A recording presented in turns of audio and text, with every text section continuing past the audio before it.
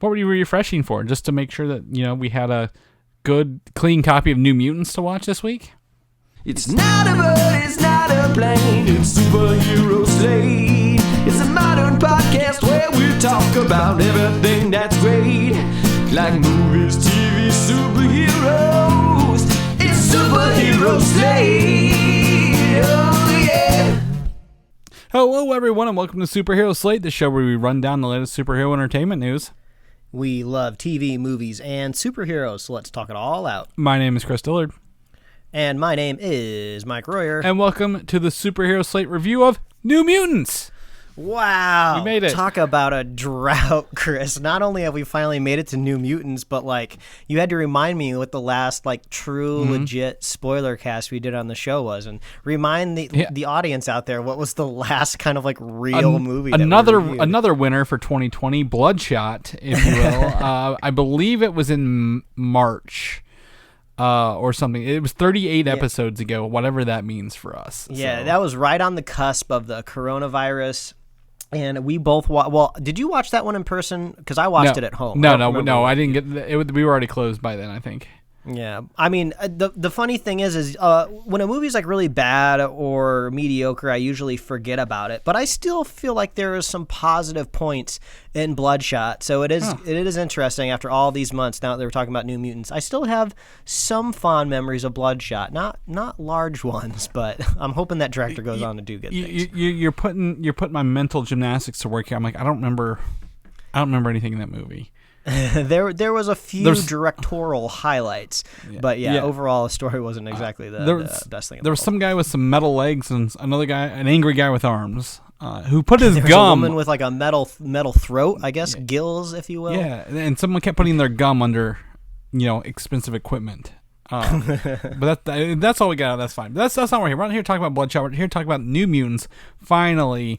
What's crazy about this movie is not only has it changed release dates and pushed back several times due to a merger and stuff like that. This was filmed over 3 years ago.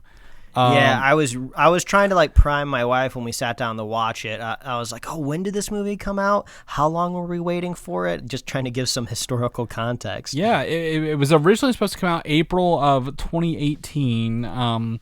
So we're pushing up on 3 years of this, but due to the supposed beauty and genius that Dark Phoenix was going to be, they decided to delay it so they could get that out first.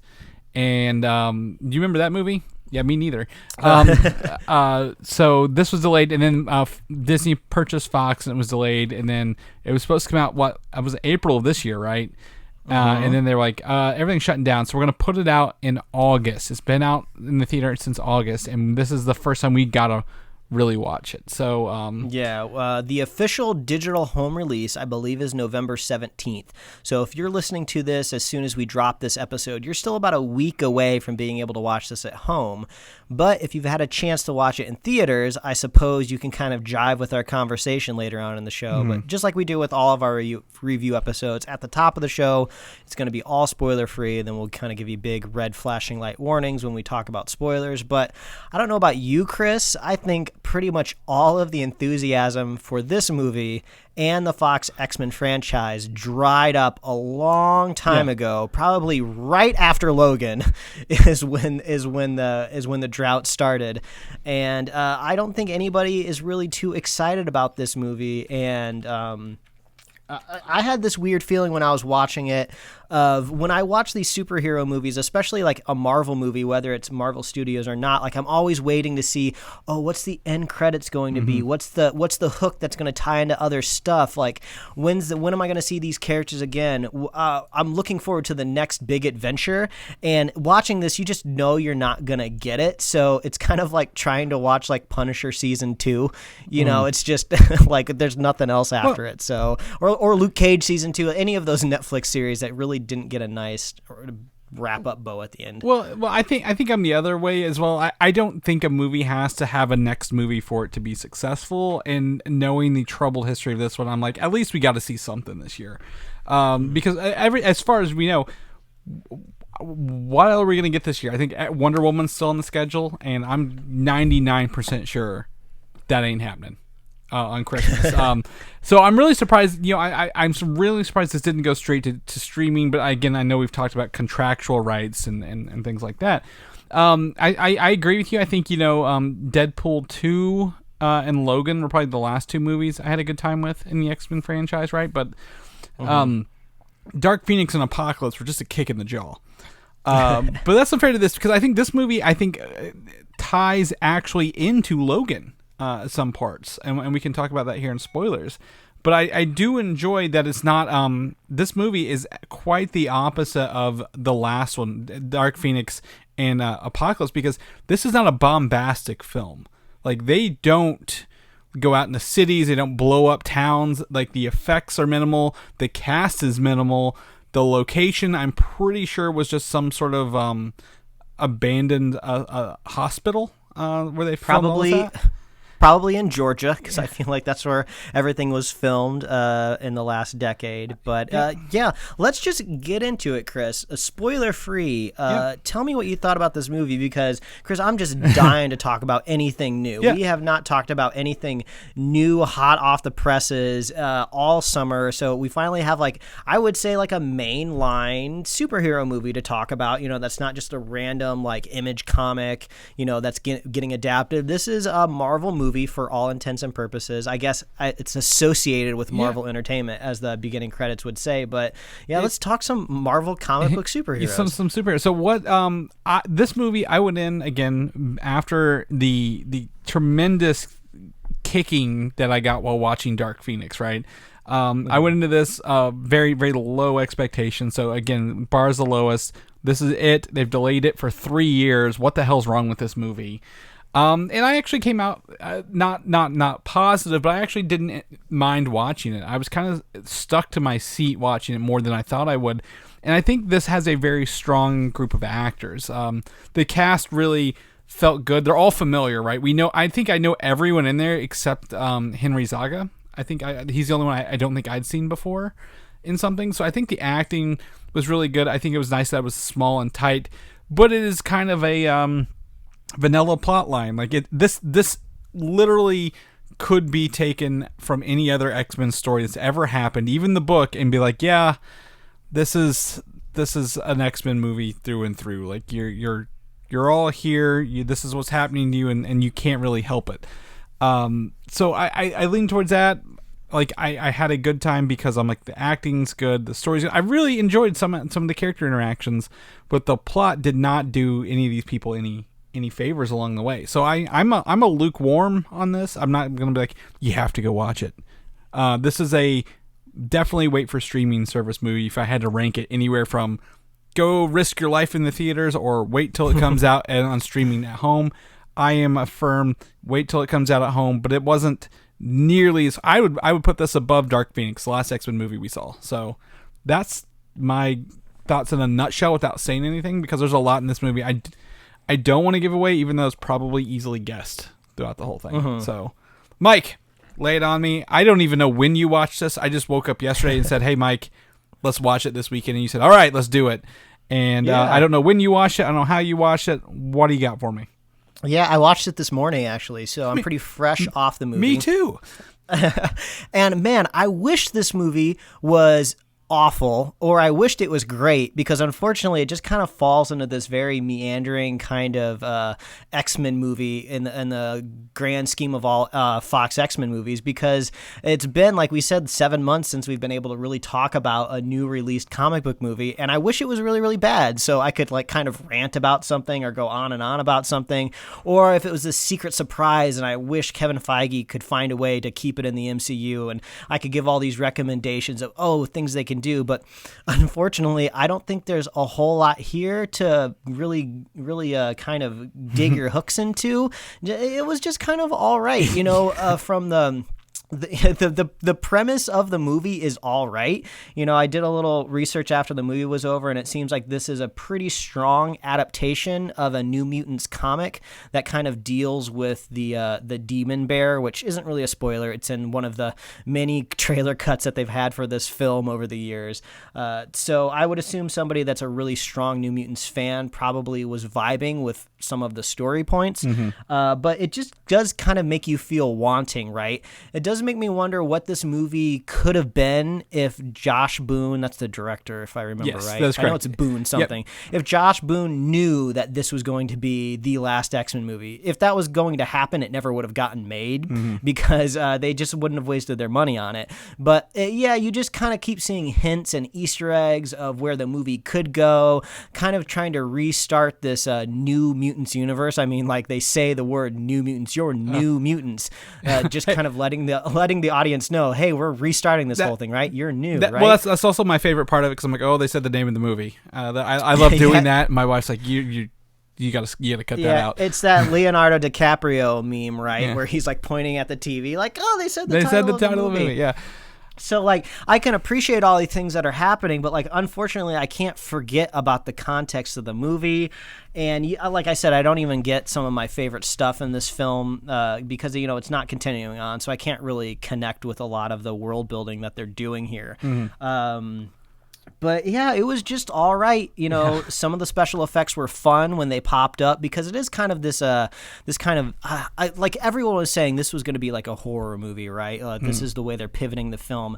I would say it's just more of they took the horror seasoning out of the cabinet and the seasoning was kind of old, so it's already kind of started to dilute and like the strength of it has dwindled over time. So when you kind of dash it into your X-Men chili, you're not really tasting it that much. So like no one's gonna really be scared of this movie unless you're showing it to a really tiny kid. There's some spooky kind of monsters in the movie that are kind of interesting to look at, but I wish you kind of could have learned more kind of about this world that kind of brings these creatures to life. And I feel like we could have known more about it if we've seen like a sequel in the future. But yeah, overall, like nothing was really truly offensive except for maybe some of the accents, which were I believe three of the main characters, which is like half the cast, were doing some sort of accent. I mean, I guess I don't know these people in their real lives and what they actually sound like, but so that was a little bit of a struggle to get over. But yeah, overall, I mean, I feel like we just gotta jump into spoilers now because it's kind of hard for me to talk more about this movie. If I had the ability to meet up with friends in person, we would probably only talk about this movie for a couple minutes, and then we would just go on and start talking about Mandalorian or how excited we are to watch WandaVision and talk about that trailer. I feel like this would not occupy a lot of conversation if I had the ability to see a person in real life. Yeah, no, I agree. So let's jump into it. I think one of the things is, for this is they actually use, before I forget, they actually use archival footage from Logan in this movie. I would say that was a fun surprise because, when this movie could have possibly turned into something, I would have been watching this going like, ooh, where does this fit within this X-Men universe that they've created? We have these fractured timelines, we have these kind of offshoots of, is Deadpool really part of the X-Men universe? Isn't he? Or does it not matter? Are they using New Mutants to kind of reboot something? When we talked about these trailers in the news episodes, for years, I guess we can use that plural now, we were trying to figure out the time of this movie, right? It seemed like they intentionally avoided things like cell phones or technology. They're using like old CRT TVs in the movie, but kind of some of the software, UI on those TVs seemed a little high end. So it's just like, where does this fit within the universe? But then when they showed that kind of Logan facility footage of those kids being trained, I was like, my brain kind of kickstarted because it's been a while since I've seen Logan. I was like, wait a minute, that looks like the facility from Logan. So then it was like, oh, I see what Fox was trying to do here. They hit it out of the park with Logan. They kind of created this fractured universe within the X-Men timeline that they created that was going really, really well for them. So they're like, let's start something brand new with these new mutants. And you can already see that X-23 at some point in time was going to meet up with these kids. If maybe not the next movie, maybe the third one or something like that. So it was kind of fun to see what Josh Boone kind of was able to do. They were just like, hey, create this new movie in this universe, and at some point in time we'll get around to connecting it to Logan. Well, and I think it does tie it to that, but it does it in a Marvel way. We're like, oh, this is footage. These are actually Daphne Keane is in that footage. They're like, oh, this is from that. So this is obviously in the future, or right after that movie, or in that sense. So they could have done it without having to be very expressive. Like this is definitely next to Logan. And they could have come in because. We've talked about before. The next movie, they were going to have Antonio Banderas be Roberto's father, and be working with the Hellfire Club, which was actually in First Class, right? So there was some ways that they were going to weave these in a little longer down the road, which is sad we didn't get them. But at the same time, I'm like, they made it feel like even if you hadn't seen Logan, you're not going to miss this reference, kind of thing, which is good. I think to be honest, of all the trailers I saw, I did not expect the Maisie Williams Blue Hunt character romance in this movie. That was a huge shock to me. Not in a bad way, but I'm like, I didn't see this coming from all the trailers. And I don't know if you saw that coming or planned on that, but I was like, I didn't see it coming. And I feel blindsided because I feel like everything about this movie has been pretty much shown everywhere else. So, I mean, how do you feel about that? Yeah, like that's the thing. When you're watching this movie, like you can't really tell if they know if the director intended for the audience to know exactly what was going to happen in the plot, and it was just the teenagers in this facility that were ignorant, or if we were supposed to be like in a mysterious kind of point of view of where are these creatures coming from, what's exactly happened. Because I mean, right off at the beginning of the movie, when you meet Danny, as they call her, Danny Moonstar, when she wakes up in a hospital, handcuffed to a bed, things aren't going off well. Like if she was actually being treated humanely, she wouldn't have woke up in handcuffs. So I feel like I was, on edge, with this facility the whole time. Mm-hmm. And if you're watching the trailers and you see like the spooky, creepy stuff in there, and it's not like creatures like, attacking the facility. Like there's actually cut things from the trailer where you see creatures like coming out of the walls and stuff like that. The walls like bending in. So it's like you knew this facility in general there was going to be something wrong with it. So I never once thought that they were going to graduate and go off to the X-Men or anything like that. But yeah, it was a little bit, I would say it was a slight bit of a twist that Danny's power was the one that was attacking everybody. They kind of slowly start to reveal it, so it's not like one big like turn in the movie of like, oh, guess what? It's actually her doing it. If you put it together, like these creepy stuff happens when kind of she's being experimented on or extremely stressed. So I would say I got there probably before maybe the director intended the audience to get there. And I'm not trying to like clout myself up like, oh, look at me. I think pretty much anybody could pick up on it if they're really paying attention. Well, I think so as well. I think it was more, I meant the Danny Moonstar and Rain's relationship. I didn't see that coming. I knew Demon Bear was the villain. I knew this was Danny. That's from her comic book whenever the first New Mutants started. But I was like, this is five teenagers essentially trapped in a mental facility, it felt like. And I felt like this is exactly how they would do. They had the little upstairs thing where they had their lie detector test, and they like, no one can see us up here, but really they're being watched the whole time. I'm like, this feels... But I didn't see that relationship happening in this movie, and that really, despite what I saw, that was very surprising. But yes, I agree with you. I think they fortunately like, hey, she's being chased by a bear and she's wearing a bear necklace. Let's put two and two together here, right? It's probably something to do there. Yeah. How was she the only one not hurt, but her whole village was destroyed? Yeah. Kind of one of those things. The facility in general, them kind of being locked down and controlled by this doctor, reminded me a little bit of The Boys season 2 when we were talking about that one facility where all the people were trapped in. But the thing that really worked with that episode or that situation is just like if these people got out of line, they were burned alive. I feel like this movie could have benefited from maybe there was a teenager there earlier that was like explicitly maybe murdered in front of them. Someone who has disappeared even. Like like some sort of mysterious circumstances, because there's an inflection point in this movie where what's her name, Anya. Ileana. That's her name. I'm thinking of the actress's name. Yeah. Where she like literally insinuates like, I'm going to kill you and then we'll get out of here. I've killed 18 people already. And that's the point I was really waiting for. Is like, when will all of these like teenagers with like murderous powers realize that they can just kill this doctor and get out of here?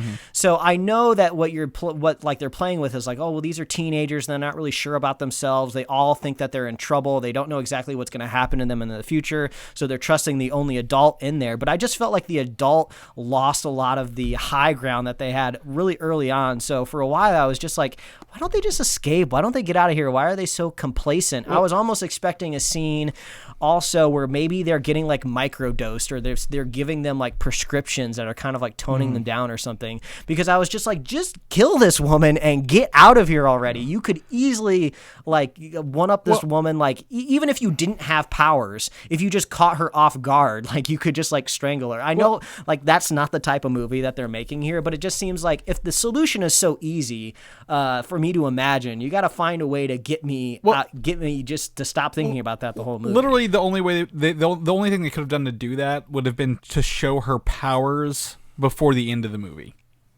That she creates those force fields. Doctors? Yeah, like you can't get me because I make these force fields faster than you can get me, and I can hurt you more with them. Like, I don't want to, but I have to. But they didn't really show her powers until she saved Danny from Magic's sword, and then the ending where she kind of squished him. But I'm like, you should have brought these up more earlier. Like, you know, that would have been probably better for that. I would have liked. I think Magic was used. You know, she's a punk. She's a rebel, right? But she's also in the comic books Colossus's sister. So this limbo she is quote unquote created, I would have loved to see more of. We just saw flashes here and there, and I would have liked to seen that.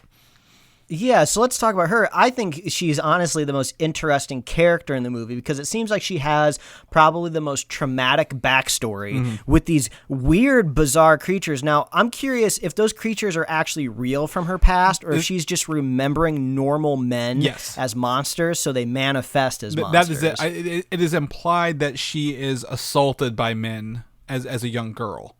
And because notice they had all those Russian tattoos and suits on. Yeah, that's what I was kind of getting at. But I was like, oh man, if she actually did come from like some sort of weird origin where those monsters exist. But she has the ability to go into, in the comic books, again, I'm just gonna say, she has the ability to go into this dimension limbo. But you know how like Nightcrawler goes into the Brimstone dimension and pops out?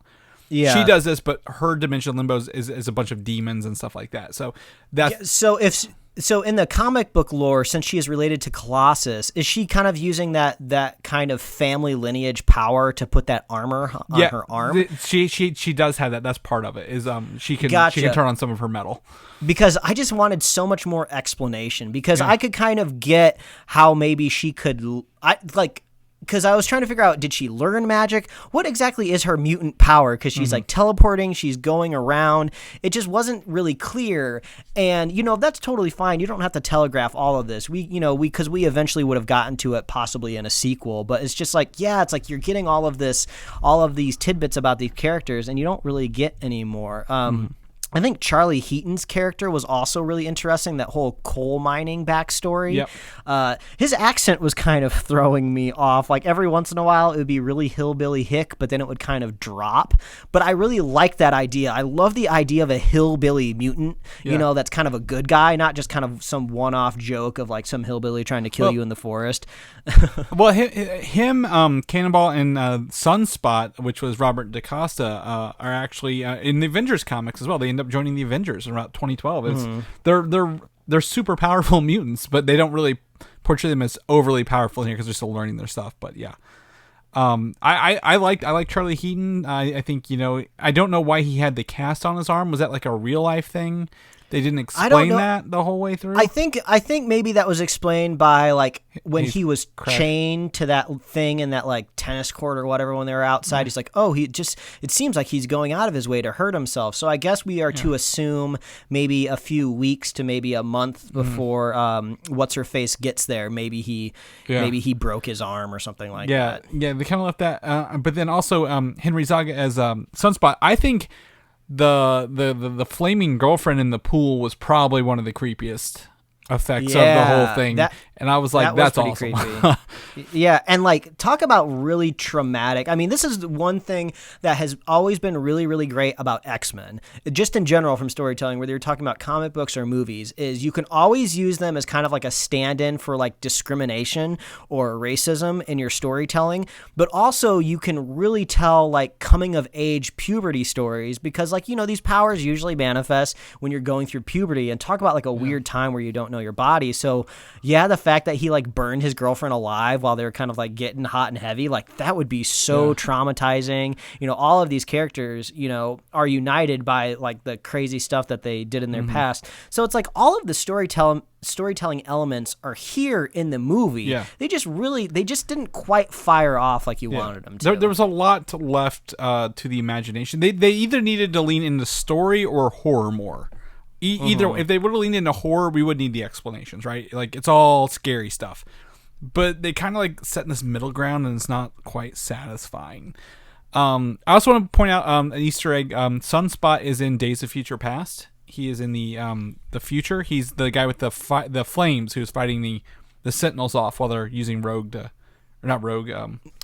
Yeah, not the same actor though. Right? Not the same actor, just the same character. Yeah. So everyone's like, "Oh, it's the first time." I'm like, "No, he's not the first time. He's been in stuff before." And then lastly, I think probably the most famous actress in this, Maisie Williams, as the Irish Rain Sinclair, who is essentially a werewolf of sorts. So I probably need to do a little bit of research to see what Maisie Williams sounds like normally. I just assume Maisie Williams sounds like how she does in Game of Thrones, just because those are all kind of like English and Danish actors, so it just seems like they would keep their normal accent. But at the beginning of the movie, I thought Maisie Williams was trying to do like a normal American English accent, and then like it seemed to transition into like almost like light Irish, like she was just like not trying to ham it up that much. So I was going all over the place with her accent. I couldn't really keep track with what was going on, so I don't know if something was happening there in ADR or if that was a choice. I just want a little information out there, so maybe I'll need to do a little research on the accent choice for this film. Yeah, well, she the character is Irish, so that's probably they probably didn't like it enough, and then maybe like got to redo it.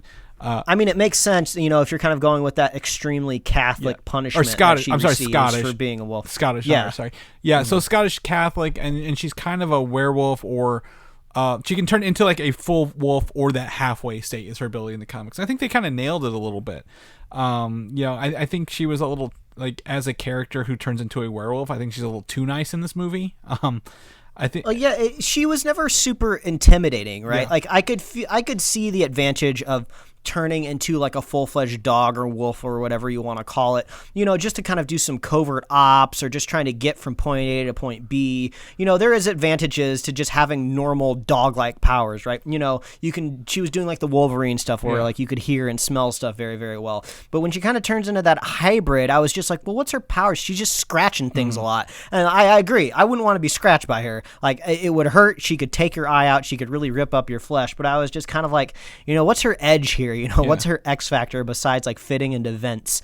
So I don't know. Like another thing is maybe in a sequel, once she adapts to her powers more, maybe she turns into like a real kind of like wolf thing, like a wolf man, werewolf type creature. Yeah. That would have been cool to see. Well, I think the point is possibly a feralness, kind of like Wolverine's, but like on a smaller scale, of course. But like she always had control, and it seems like nobody else had control of their powers, but she seemed like the only one who did. And lastly, the main character, who is her name's Blue Hunt, the actress, Dani Moonstar. I think she's a good actress. I just think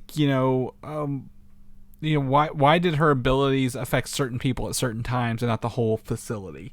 Is my last question. Yeah, And it seemed like her powers never affected Dr. Reyes in the facility, right? That would have She always seemed to be immune. And like when she had all of her bubbles over all of the cast, and I don't know if she was trying to crush them or suffocate them. I wasn't exactly sure how she was how she was taking them out, but I was just like, oh, whatever her greatest fear is about to come and like whip her butt, we're finally going to see it. But like, no, it was the bear came and ate her. And that was the coolest scene in the movie, I have to say. Seeing the bear eat her was like really visceral. It was satisfying. And I was like, that's cool. I like, at the very least, the price of admission is worth seeing that bear eat somebody. Yeah, exactly. And I think once they used all their powers against the bear, it was a really good fight scene throughout the end there. Like, all of them. I mean, yeah, it's kind of standard, even Marvel stuff, one person at a time learning their abilities, like kind of fighting. But I still thought it was pretty good. Especially whenever she brought her Lockheed version, the dragon version, into the real world.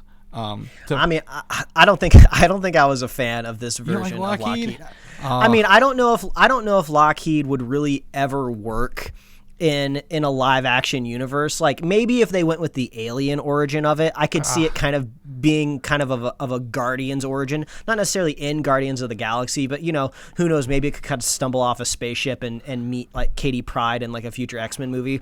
Maybe that could work, but like Lockheed almost is cartoony just on a comic book page. So when he came to life, I was just kind of like, oh, I guess it's cool that I'm finally seeing a Lockheed, but I wasn't really connecting to it all that much. I think it was a great indication, because in this, Magic's abilities are the fact that she is magic. She can make things happen in reality, not that she goes into another portal. So the fact that she took her puppet, who seems to be like her emotional support, token, throughout the whole movie, and turned it into an actual something that could help her. And this was pretty cool. And seeing her like swipe at the bear and then it would go like to limbo and then back, I thought was pretty. I thought it was a good use of effects for that. Like it could have just been her swiping at it with a sword forever. But I enjoyed that they added more to it. Yeah, the greatness of the ability of this movie being smaller scale, it seemed like the effects really punched when they happened. But when we're talking about Ileana, I think one kind of character storytelling flaw that this movie, I don't know if maybe it's on the cutting room floor somewhere, or maybe in possibly some of these reshoots that never made it into the film. Like she was, scared of like these creatures that were coming to life and attacking her. Like, she literally leaves Charlie Heaton like stranded in that hallway. Yeah. She's like, oh, and she runs away. So you're like, oh, okay, she's scared of these things from her past, and she's gonna have to overcome them.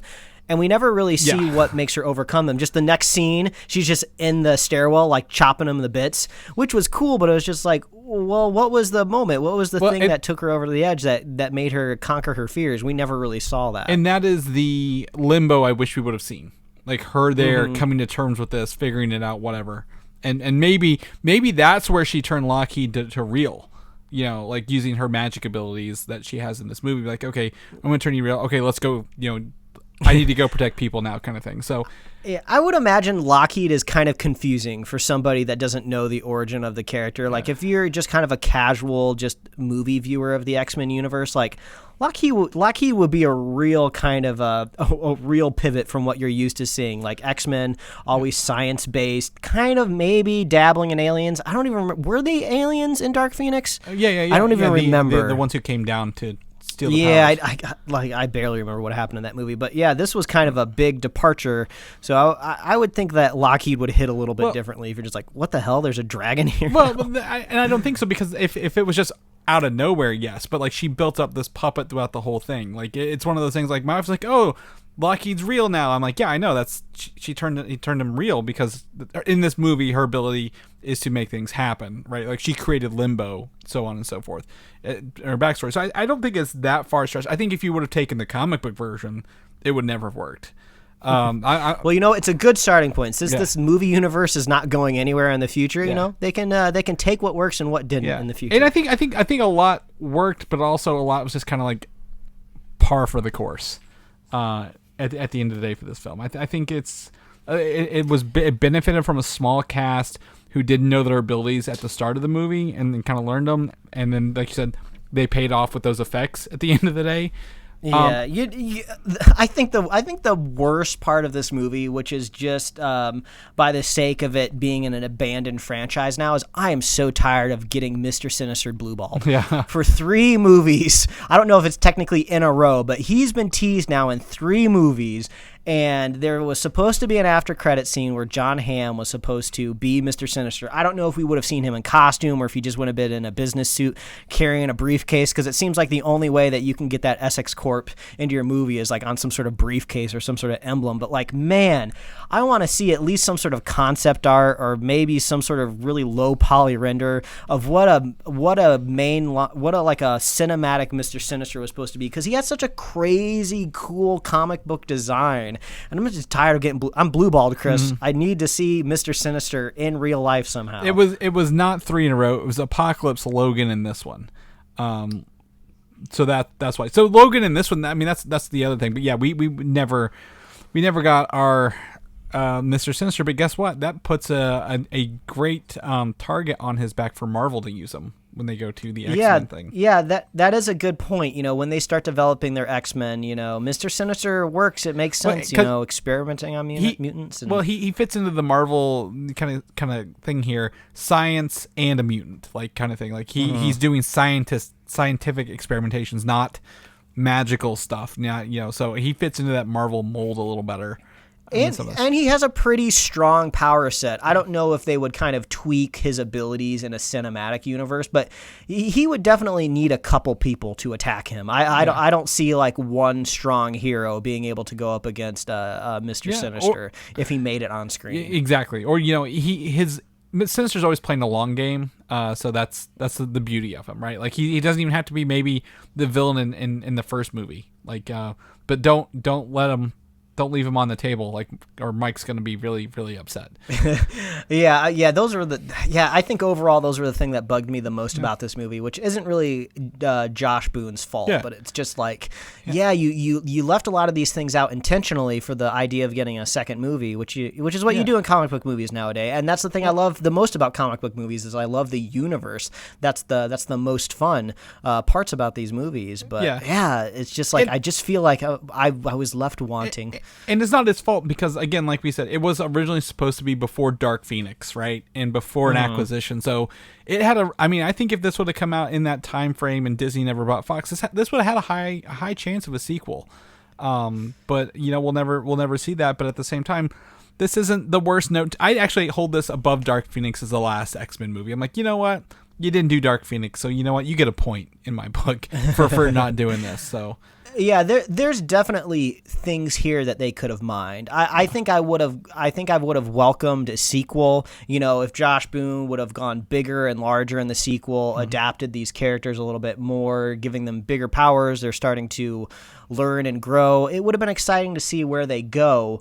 But even if Disney wasn't purchased by Fox, I mean, you still got a lot of decisions that you have to make of what's the longevity of all of these characters, right? At what point in time, if Fox was still a thing, just blow everything up. Blow all of your X-Men movies up, get rid of all of these actors, and maybe try to start fresh again, you know, like X1, you know, just mutants are brand new and Wolverine's coming back into town. So, yeah, even in a perfect scenario where we could turn back the clock and undo an acquisition, like, I don't think New Mutants had a crazy longevity in front of it, but at least a sequel. Well, I think it did in the other ones because of it tied into X-23 coming into this world and introducing...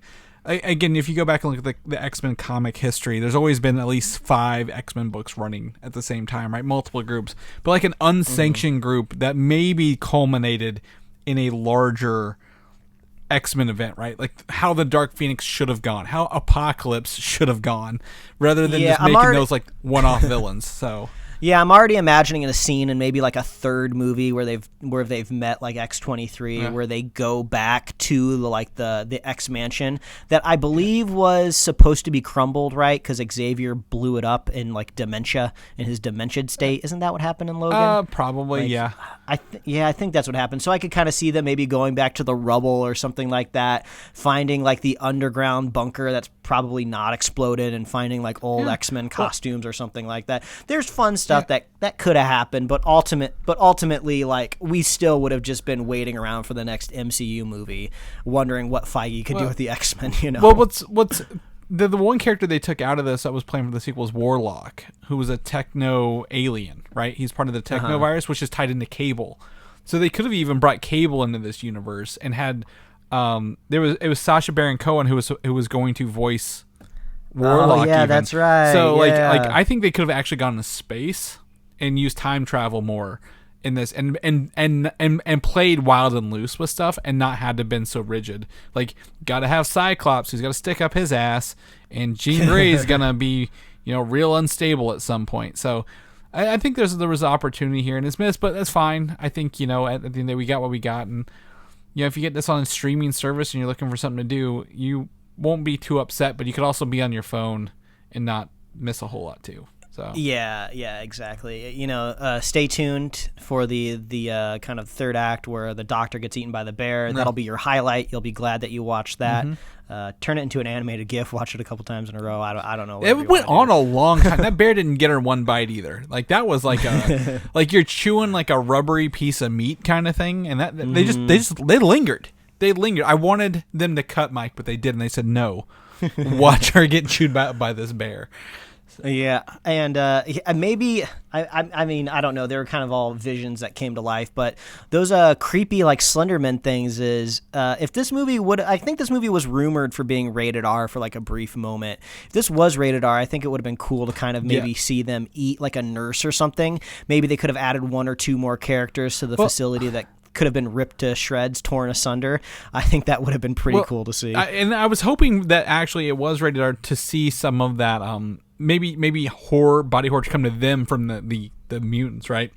Because there's one point in the hallway, Cannonball blasts through them and you just see their bits all over the floor. Oh yeah, but I was like, that would have been much cooler if it would they would explode into blood everywhere rather than just disembodied little bits everywhere. So I think a rated R version probably would have turned it up one notch, but probably not enough to put it on a 10. Well, if the producers that may or may not be owned by Disney at this point in time want to get together, I'm sure they'll release an unrated cut that has a little bit more blood on it. They'll suck a little bit, the last penny from the X-Men Fox franchise with one of those. I think this is actually the cut. I think they're done. So thank God we don't have to deal with that later down the road. No, there's no boom cut. I think this was the first movie I've ever seen that was 20th century entertainment. Like the first time I had seen that logo, ever since Disney bought Fox. Isn't that what it is? They took Fox off as just 20th century entertainment. Yeah, 20th century studios. Yeah, so I was like, oh, this is an interesting way to start. But, man, what a weird relic that we're left with now, right? The very last X-Men movie is this weird delayed film. It is pretty fun. If you go to Google Images and you just search New Mutants posters, this movie had such a long release window. They had so much time to make promotional art for this movie. There is at least a dozen official posters for this movie. There's tons of commissioned art. So there's lots of interpretations of what these characters look like. And all the posters look way cooler than the movie actually was. But yeah, if you just want to go look at a bunch of cool movie posters, just search New Mutants posters. There's I think I used the IMAX poster for our review episode. There was quite a few kind of illustrated ones where they paid a lot of really talented painters and illustrators to put these characters on the cover. There's a creepy one where they're all in black silhouette with glowing white eyes. Yeah. So yeah, there's a lot of cool art out there for this movie. So I think that's the last thing I'll leave you with. If you just want to see the weird kind of the weird kind of culmination of what a really long release window looks like for a movie. It's a bunch of art that you can go find. I think the one thing I mentally noted while I was watching this that I want to leave on is actually the music pretty good in this movie. The ambience, the piano scores when needed, the orchestral scores when needed. I think the music surpassed what I expected of this average movie. So if you haven't watched it yet and you want to, or you will go back and listen to some of those that music, because I think it's one of the few times where they could have just put in something generic, But like I feel it really enhanced some of the scenes, so I would recommend going back and listening to some of those at the end of the day. Well, Mike, that's our review, our first review since March. Thank God we got another one in the can. It's time to go on and do our regular weekly episode, but if people know what you're up to, where can they find you at? Well, they can find me at Mike Royer Design on Instagram and Twitter, and you can read my webcomics at pickledcomics.com. Chris, if people want to catch up with you, see what you're doing over there in the great state of Kentucky, mainly what you're doing to the inside of your house, all the upgrades that you're always doing to it. Where can they find you? Well, you can find me on Twitter, Valdan, VALDAN, or Instagram, Valdan87. Like I said, I can't go to the movies, so I'm going to bring the movies to me. So that's why I was able to notice the sound was a lot better in this than I thought it would be. Oh, yeah. I totally forgot you have that crazy sound bar that like directionally beams audio into your earballs. Exactly. So definitely doing that. People want to know more about our regular news episode we do every week. Where can they find some of that at?